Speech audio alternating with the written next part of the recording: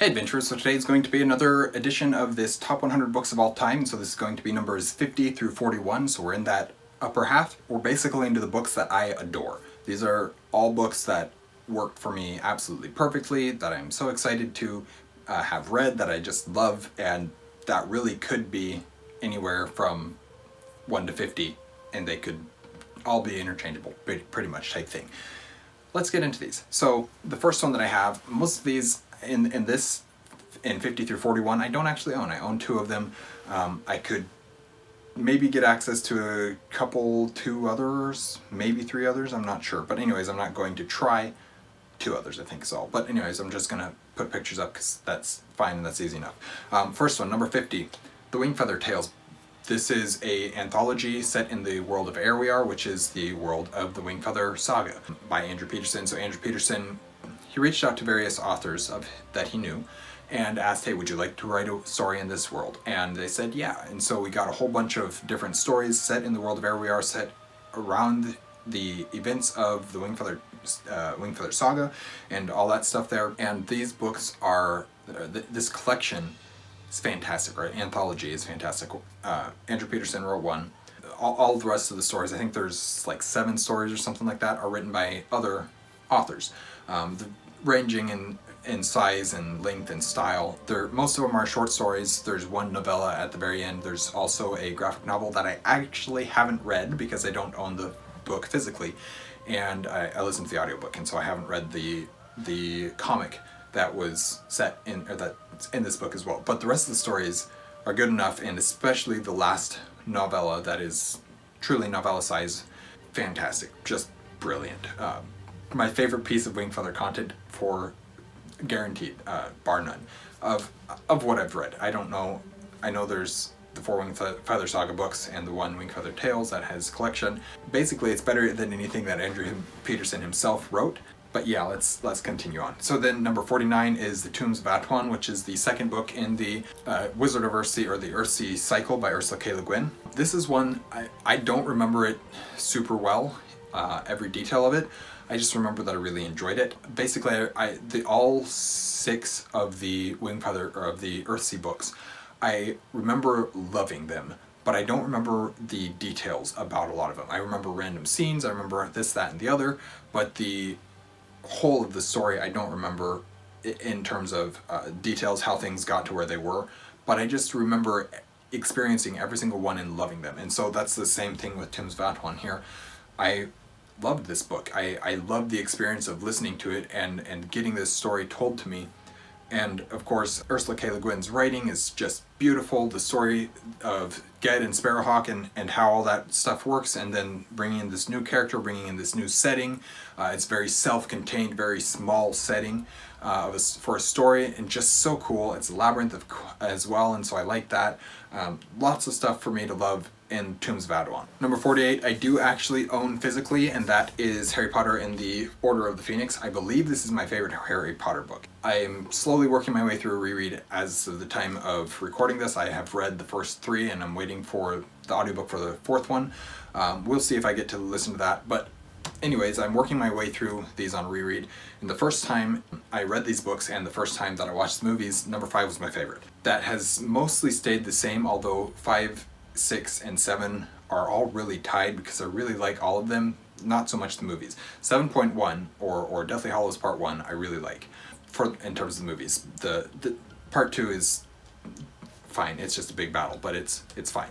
Anyways, the books though, this one is my favorite. The Order of the Phoenix, Harry branching out. People like to call him Angsty Harry in this one, and yeah, it's true, but he's gone through a lot. There's good reason for him to be a bit angsty in this one. There's just so much for me to love in this book. It's very sad. There's some great moments, some great stakes that are being talked about, that are happening in this book. It's just one of the best books in the series, and of course it's big and chonky in that I do enjoy big books. Yeah, I'm going to continue. Number 47, The Alloy of Law. This is Mistborn Era 2, Book 1. This is the first book of the Wax and Wayne quadrology, quartet, whatever you want to call it. This is the first of the Wax and Wayne stories, and I enjoy this one a lot. I enjoy the very Western aspect of it, the kind of genre blend of Western and fantasy. with also a little bit of industrial revolution coming into it, steampunk a little bit. There's a lot of it that I really enjoy in this book. The way that magic has advanced, the way that the character and the society has advanced, but is also still so feudal, or not feudal, that's not the word that I'm looking for. So I don't know, I can't remember the word, I can't find the word that I'm looking for. But the less advanced, the not advanced, I wish that I had the word, because it's exactly the type of word that I'm looking for. Kind of, it's not barbaric, but it's not advanced. The society is not advanced as far as they think it should be, especially outside of this main city proper. I can't think of the word that I'm looking for. You're just gonna have to forgive me on that. And yeah, so I do really like a lot of what's going on in the Alloy of Law and a lot of the story here. The same thing with number 46, which is Shadows of Self, which is book 2 in Mistborn Era 2, and so it's the second Wax and Wayne book. Basically the exact same thing. The reason why I have it set slightly higher than than Alloy of Law is because because of the very the character journey that Wax goes on in this book, and the way that his past is basically coming back to haunt him, and that character development, that character storyline, the character arc that is being told in this book is really impactful, and I really enjoy seeing it. And of course, Brandon Sanderson, as he likes to do, has twists upon twists in this story, and what you think you know is not actually true, but the truth of it actually makes more sense than what you thought you knew, and all that kind of stuff. So of course, I think that it's 47 and 48 here, or 46 and 47 here, Shadows of Self and Alloy of Law, basically interchangeable. I really love both of them. I think specifically for that character arc of Wax, I do want to, or I do have Shadows of Self just slightly higher, but it could go either way because I enjoy them both so much, and the first Alloy of Law is just so super fun. So 45, Soldran's Garden. This is the first book in the Leoness trilogy by Jack Vance, often just titled Leoness.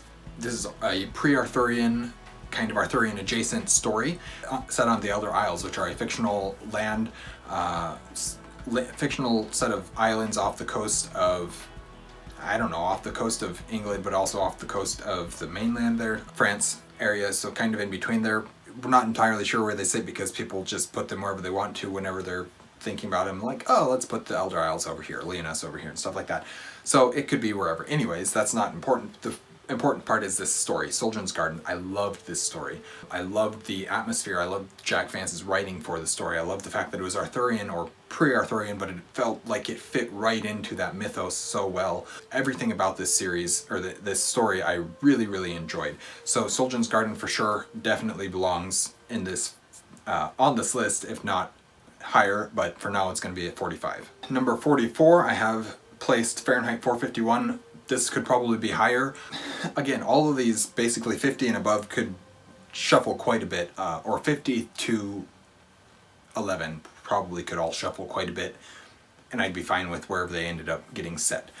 But number 44, Fahrenheit 451, definitely deserves to be up here. This story I absolutely loved. I loved the themes that Bradbury was playing with. I loved the story that was going on, basically the backwardsness of this story. Of course, it's dystopian future, or is it even future anymore? It is a dystopian, and it is clearly very realistic. But the way that things seem so backwards to us. The firefighters are not to fight fires to put them out. They're actually to start fires.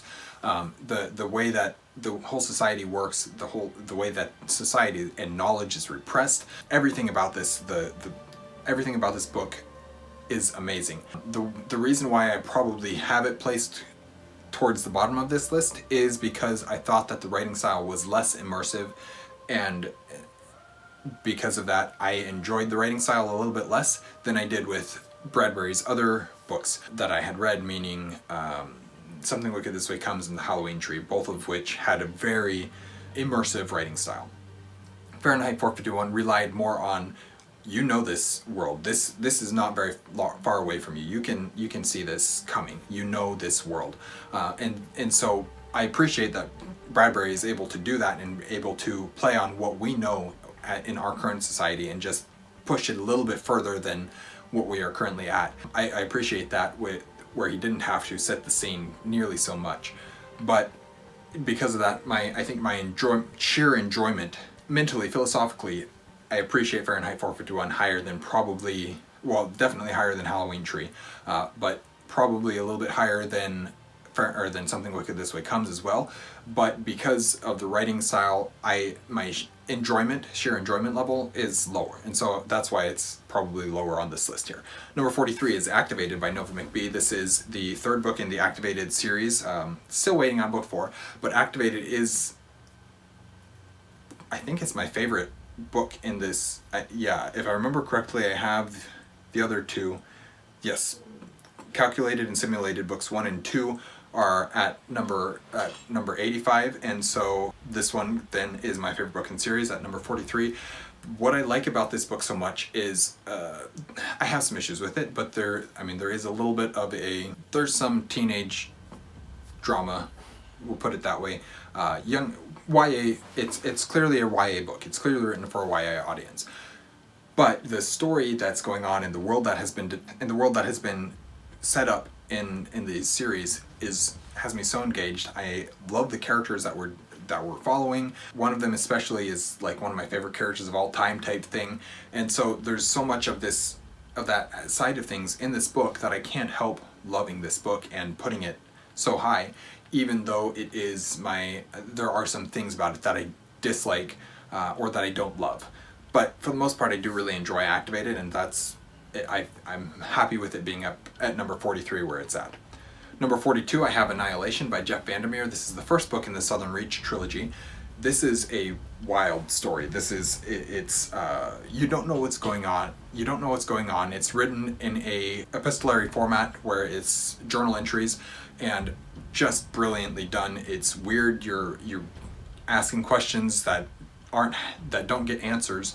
You just kind of have to go along for the ride and the experience, and allow the book to be weird, and allow the atmosphere to draw you in and the writing to draw you in. And that's what it did for me, and I was perfectly happy doing that. Very weird book.